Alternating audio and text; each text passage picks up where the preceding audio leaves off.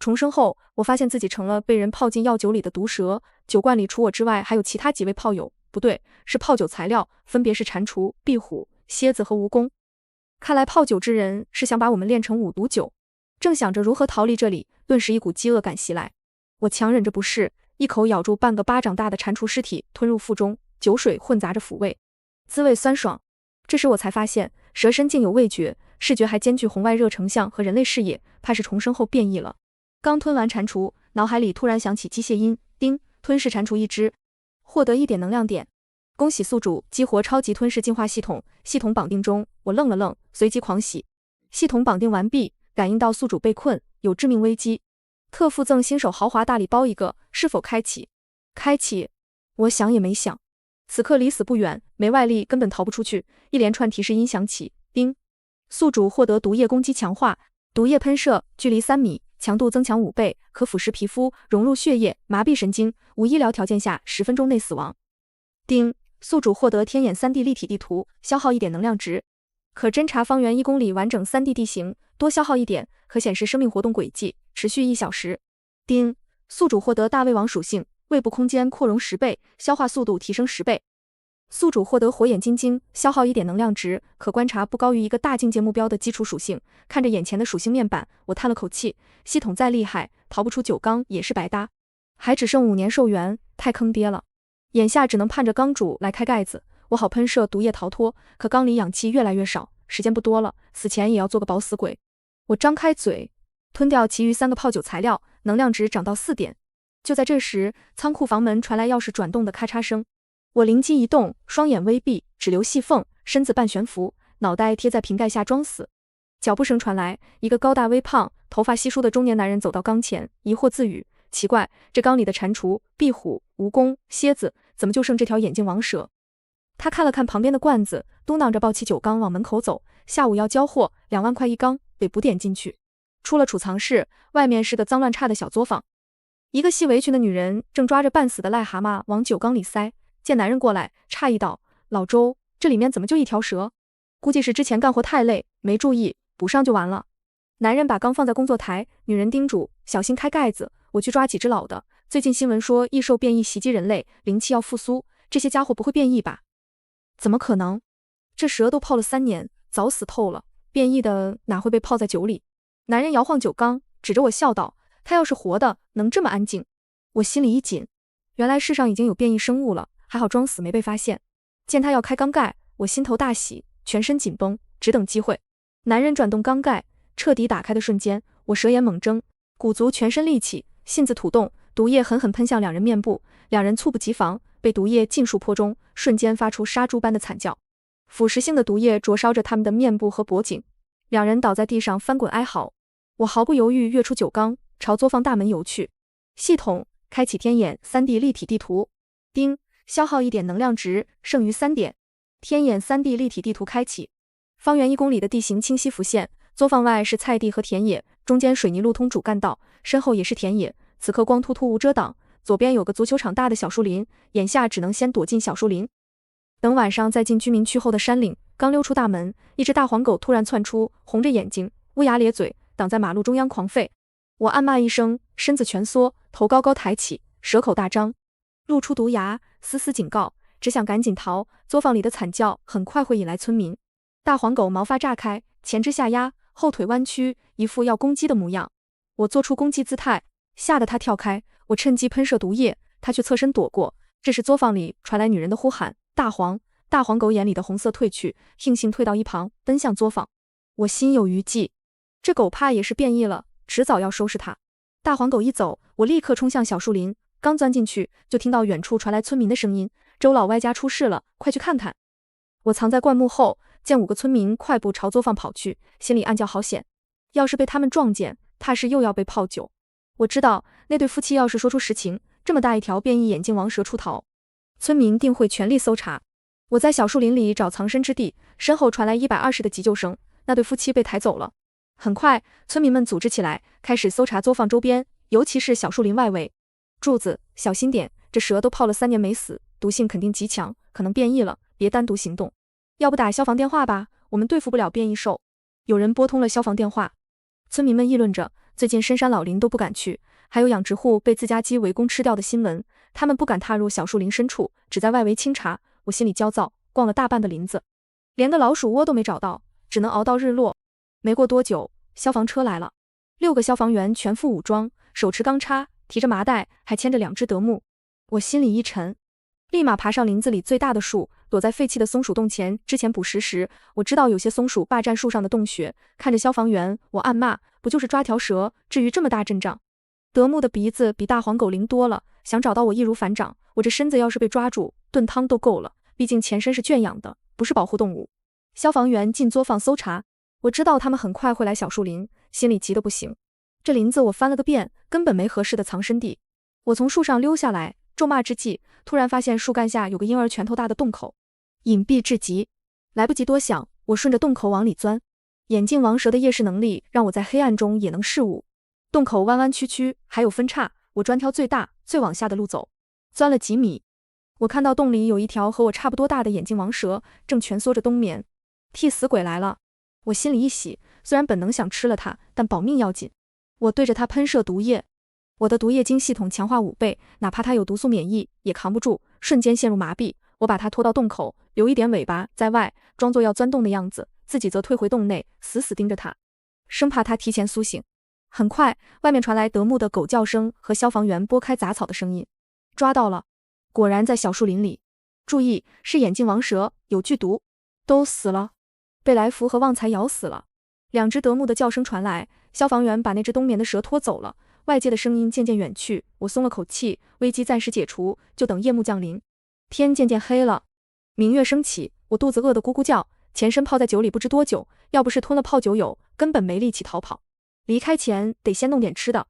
我缓缓从洞口探出身子，6、7米外的灌木下，一只半个巴掌大的老鼠正抱着花生，吃得不亦乐乎。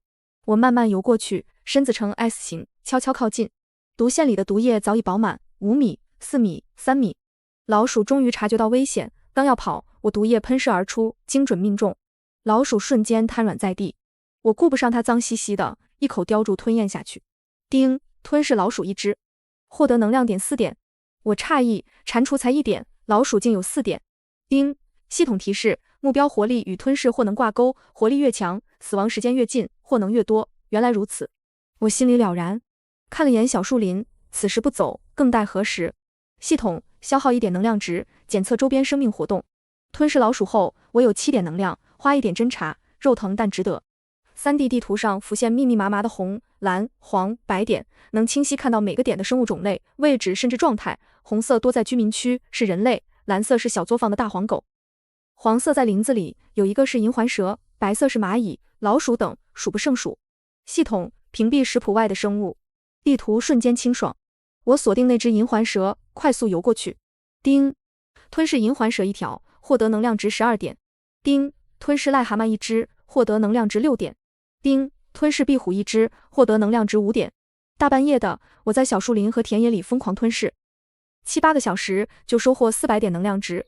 系统提示：叮，饱食度达到100%，无法再获取能量值。系统所有能量转化为进化点。叮，数值转化完毕。当前进化点40点，剩余能量值0点，一股暖流涌遍全身。40点进化点刚好把5项基础属性加满，还剩18点。叮，系统检测到宿主属性栏变化，5项属性符合进阶条件，是否确认进化？确认。一股强大的力量改造着我的身体，肌肉骨骼撕裂又重组，新生的力量不断治愈。冰火2重天的感觉让我欲仙欲死，强忍之下也只能发出嘶嘶声。4、5分钟后，进化结束，我感觉身体大了一圈，充满力量。看着眼前更新的虚拟属性面板，我把18点进化点全加在身法上，身法到了20，力量加到18，在野外，速度才是保命根本。看着不远处的柏油马路，车流量不大，正是穿越的好时机。我潜伏在路边，准备冲刺。25米宽的马路，以我每秒20米的极限速度，没车的话很快就能过去。就在我冲向路中间时，一辆跑车疾驰而来。跑车上，黄毛青年跟着音乐晃动，猛踩油门，副驾驶的女人站起身子，抓着前窗玻璃高呼，手里还拿着手机拍摄。我刚到路中间，跑车就冲了过来。我顾不得惊世骇俗，激发潜能，凌空冲刺，擦着车身穿过隔离带，到了马路对岸。这一幕刚好被女人的手机拍了下来，车内2人吓了一跳，黄毛减速停车。刚才那是什么东西？好像是一条蛇。女人赶紧翻看视频，惊道：这还是蛇吗？速度这么快，跟飞一样。黄毛眼睛放光，林记者，你的新闻来了。要是把这东西捕来，玩着肯定有意思。我瘫在路边草丛，心有余悸，暗骂对方开车不要命。缓了缓，我心里只有一个念头，人类的世界太危险，赶紧进深山。与此同时，市生物研究院深夜加班的陈教授接到电话，陈教授，有对夫妇被泡了3年的眼镜王蛇毒液所伤。这毒素我们从没见过，有腐蚀性，能麻痹神经。毒性是普通眼镜王蛇的5倍，现有血清解不了，你那边有对应的血清吗？陈教授一愣，最近全国各地都有变异动物袭击人类的消息，大多被封锁。他在远古典籍里见过异兽灵气复苏的记载，进了研究院后接触到特殊基因样本，才相信这事是真的。患者的记录发我稍后回复。挂了电话，陈教授眉头紧锁，拨通另一个电话，派最优秀的捕蛇者去事发地，目标是一条变异眼镜王蛇。2天后，大夏国2大短视频平台2条新闻冲上热点。一是周老外夫妇被泡了3年的眼镜王蛇所伤，一人毁容，一人失明，蛇毒毒性是普通的5倍，疑似变异。2是女记者林夕拍摄到巨大眼镜王蛇凌空过马路，速度极快，疑似变异。网友议论纷纷，有人质疑是假的，有人相信真的有变异动物，还有人说见过1丈多高的巨狼，枪都打不动。两派吵得不可开交。而这一切的始作俑者，我正朝着深山快速前进，对此一无所知。2天的时间，我一路跑路，一路捕猎，攒下60点进化点，不敢轻易使用，毕竟晋级的痛苦实在难忘。终于，我进入了一处人烟罕至的山岭，这里有一眼望不到头的湖泊，山清水秀，是绝佳的藏身之地。前方有一条小河，源头是山顶悬崖的瀑布，末端汇入湖泊。河边沙滩地长满芦苇和灌木，瀑布和灌木后藏着一个小型山洞，洞口被天眼地图一眼识破。天阴沉沉的，要下雨了，我肚子饿得咕咕叫，昨天的猎物早已消化殆尽。透过洞口，我看到里面近100条蛇相互缠绕冬眠，最大的是一条近4米的花斑蟒，蜷缩在角落。好家伙，蛇窝啊！我心里大喜，这些冬眠的蛇毫无反抗之力，就是我的盘中餐。我悄悄溜进洞，瞄准花斑蟒，狠狠咬在它7寸处。它浑身颤动，却没苏醒，外界太冷了，我要不是靠能量和变异支撑，也早成冰棍了。叮，吞噬花斑蟒1条，获得能量值50点。我吞下花斑蟒，肚子微微发胀，接着又开始吞噬其他蛇。叮，吞噬金环蛇1条，获得能量10点。叮，吞噬银环蛇1条，获得能量15点。叮，吞噬5步蛇1条，获得能量12点。叮，饱食度达到100%，无法再获取能量值。吞噬完蛇群，我攒下不少能量，转化后进化点达到90点，足够晋级2次。我躲到洞穴深处，准备进化，系统晋级。熟悉的冰火2重天再次袭来，比上次更强烈。我硬扛着，4-5分钟后，进化结束。叮，宿主晋级成功。本次消耗32点进化点，剩余58点。是否继续晋级？晋级。我咬着牙继续。又一次进化完成，我盯着更新的属性面板，把8点进化点全加在身法上，身法达到38，外面下起磅礴大雨，电闪雷鸣，一棵大树被雷劈倒，我蜷缩在洞里，感叹这天气的可怕，心里却想着，这就是我的第一个家了，先睡一觉，明天清理一下。殊不知，洞外的2只猎犬已经奄奄一息，可恶，赵虎一拳砸在树干上，木自欲裂。赶紧去老郑那里，那畜生肯定朝他们去了。孙强脸色大变，转身就往回跑。我本想偷袭老郑和老陈，可转念一想，他们肯定会猜到，不如半路埋伏。我躲在一棵茶树后，遍地的荒草落叶是最好的掩护。果然没多久，孙强3人就大喊着老郑小心，快速赶来。3人之间相隔2米多，下坡路滑，这是我的绝佳机会。走在最后的老陈端着猎枪，小心翼翼经过我藏身之地时，脚下一滑，伸手去抓茶树，我抓住机会，信子猛地吐动，一口咬在他的手掌上。老陈发出惨叫，倒在地上。我立马窜回灌木丛，不敢停留，对面还有猎枪。现在他们伤了2人，没了猎犬，狩猎才正式开始。孙强和赵虎听到惨叫，转身看到老陈倒地，手掌发紫发黑，赵虎怒火中烧，拿起猎枪对着我逃走的方向开了一枪，砰，子弹打在空处，他还想追，被孙强拉住。他就是想割个击破。孙强蹲下身给老陈处理伤口，赵虎在一旁戒备。就在这时，山坡下传来一声枪响，接着是老郑的惨叫，不好，老郑出事了。2人脸色煞白，朝着山下跑去，而我正站在老郑面前，他身边的猎犬早已昏迷。刚才我偷袭老郑，他开枪反击，却没打中我，我一口咬在他的胳膊上，注入毒素。我扫过老郑的背包，里面的东西散落在黑色布匹上，针管、血清、药丸，还有一颗鸡蛋大小的果子，一半鲜红如血，一半洁白透明，散发着诱人的香味。我心里好奇，开启火眼金睛。血灵果蕴含大量灵气，服用可获10000点能量，不受瓶颈限制，也可能承受不住爆体而亡。发财了！我心里狂喜。10000点能量能换1000进化点，我根本不在乎爆体的风险，有系统在肯定没事。我一口叼起血灵果，含在嘴里，准备找地方吞下。就在这时，半昏半醒的老郑突然回光返照，看到我叼走血灵果，艰难地举起猎枪对准我，扣动扳机。我心里暗骂不好，赶紧蜷缩身体，鳞甲紧闭，同时发动冲刺。钢珠擦着我的背脊飞过，3颗射中背部，划开3道深深的伤口，鲜血瞬间涌出。我居然没彻底麻痹他。我顾不上伤口的剧痛，含着血灵果朝着湖泊狂奔。身后传来孙强和赵虎的喊声，那畜生受伤了，追！我冲进湖泊，拼命游着，鲜血染红了湖水，不知道游了多久，看到一个漂浮的竹筏，四周无人。我艰难地爬上去，再也撑不住，陷入昏迷，嘴里的血灵果也被我下意识吞了下去。爹，爷爷，竹筏上有条大蛇。一个稚嫩的声音在耳边响起。我意识模糊，能感觉到有人在打量我。我想动，可浑身无力，背部的伤口疼得钻心，只能任由他们摆布。试过山峰，受伤很重，还有猎枪的痕迹。一个中年男人说道：爷爷，我们救救他吧，他肯定不容易。小女孩的声音响起，好听又软糯。善哉，能长这么大，定有奇异之处。一个老者说道。我心里感慨，刚出虎口又入狼窝，没想到竟遇到了好人。他们把我抬上渔船，放进暗舱。我能感觉到船在行驶，一路摇摇晃晃，最终停了下来。他们把我抬进一间小屋子，给我清理伤口，敷上草药。虽然疼，但能感觉到伤口在慢慢愈合。7天后，我终于能活动了，伤势好了七七八八。这家人承包了整个湖泊，独自住在湖边，离最近的村落都有好几里地，位置偏僻，正好能隐藏我的踪迹。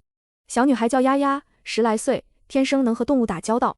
家里人一开始对我很警惕，可见我通人性，从不主动攻击，渐渐放下了戒心。这几天我也看在眼里，大壮和老汉偶尔会商量，等我伤势全好，就把我放归山林。他们知道我终究是属于野外的，而我也知道自己不能久留，只剩5年寿元，必须抓紧时间变强，突破兽兵级增寿10年。伤势渐愈，我攒下1000多进化点，纠结是用来升级还是进行身体改造。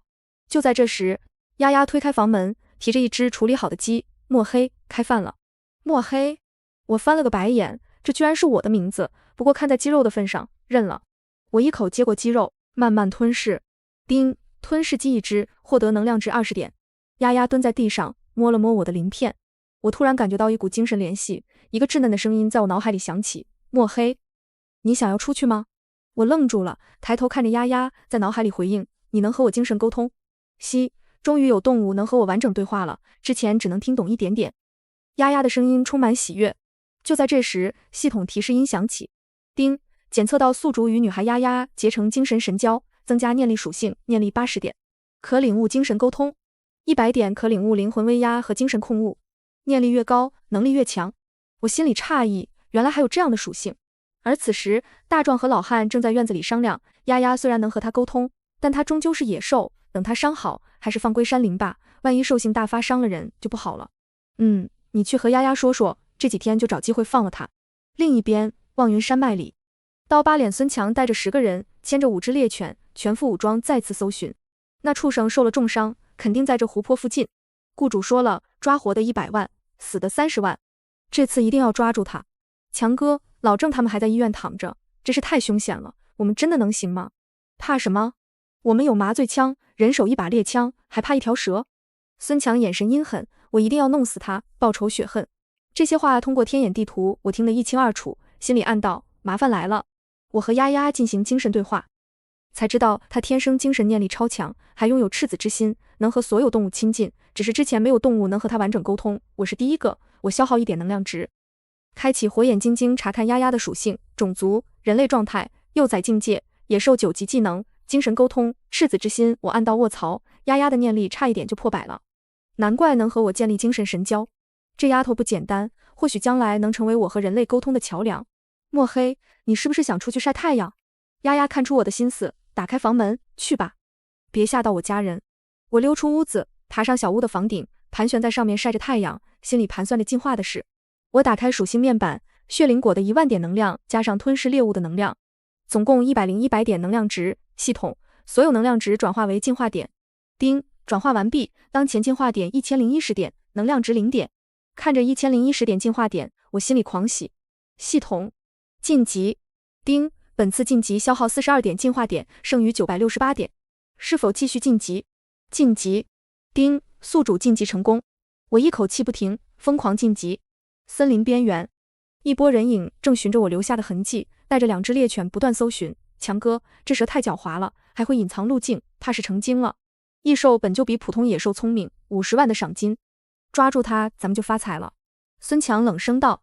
几人相视一笑，继续搜寻。第二天醒来，外面阳光明媚，空气清新，我从蛇群里拉出一条竹叶青吞下去。丁，吞噬竹叶青1条，获得能量值10点。我爬出洞口，在瀑布下冲了个冷水澡，顺着小河游到湖岸边，找了块大青石，趴着晒阳光浴。变成蛇后，还是第一次这么放松。我眯着眼，心里却不敢懈怠。现在才野兽级，连异兽都算不上，遇到人类的热武器还是不堪一击。就在这时，天空传来一声尖锐的鹰唳，一个黑点越飞越近，出现在天眼地图上。金雕，我心里一紧，这东西居然把我当成了猎物。上辈子我只捕蛇，不敢猎金雕，那是保护动物，猎杀是要坐牢的。金雕张开双翼，有3米多长，犀利的鹰眼死死盯着我。我装作没发现，身子盘旋，实则开启火眼金睛，消耗1点能量值，查看它的属性。种族，金雕境界，野兽8级极限力量，29级现身法，83技能，冲刺，扑杀我按到卧槽。这金雕身法也太快了，远超我，好在它的体魄、护甲和耐力都不如我。我不能飞，只能后发制人，等它俯冲时喷射毒液。金雕盘旋在半空，疑惑为何这季节有蛇在外面，见我一动不动，以为我冻僵了，盘旋片刻，一个俯冲，锋利的鹰爪带着寒光朝我扑来。来了！我嘴里酝酿好毒液，死死盯着天眼地图。200米、100米、5米，金雕的爪子即将碰到我时，我性子猛地吐动，毒液精准喷向它的鹰眼，接着一口咬在它的脖颈处。金雕猝不及防，没想到我是装死，高速冲刺下根本刹不住，利爪狠狠抓在我的蛇身上。我忍着疼，后半段身子缠绕住它，毒牙不断注入毒素。金雕的翅膀疯狂扇动，拍击着我，可它的力气和我相当。很快毒素蔓延，它的动作越来越慢，眼神里充满绝望，最终没了气息。我松开口，看着身上被抓出的几道划痕，丝丝鲜血渗出，暗骂，为了吃顿鹰肉真不容易。我张开嘴开始吞噬金雕，心里吐槽没牙齿，只能囫囵吞枣，连羽毛都要吃下去，太恶心了。就在这时，系统提示音响起，叮，检测到宿主有强烈的身体器官改变欲望，开启身体器官改造，消耗足够进化点可兑换器官。